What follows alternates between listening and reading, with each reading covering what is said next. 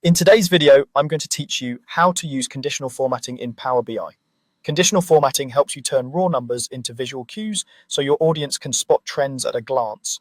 Whether you want to highlight top performers, flag low values, or compare items quickly, these tools are built right into tables and matrices. Start by opening Microsoft Power BI on your desktop and loading one of your reports.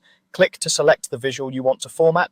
These options work best with a table or matrix, so click directly on that visual to make sure it's active.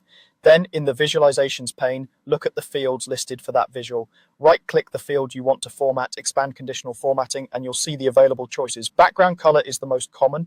This colors each cell based on the value in that field. For example, you might use green for high sales and red for low sales. You can choose color by rules to set exact thresholds, or color by gradient to smoothly ramp colors from low to high. Pick a palette that matches your report theme and preview the results so it remains readable against your text and grid lines. If you prefer to keep the cell background clean, choose font color. The steps are the same as background color, but instead of shading the cell, Power BI changes the color of the text itself. This is useful when you want emphasis without heavy fills, especially on dense tables. Data bars add a small bar inside each cell that's proportional to its value, which makes quick comparisons effortless. Toggle data bars on, select your minimum and maximum colors, and confirm the axis alignment.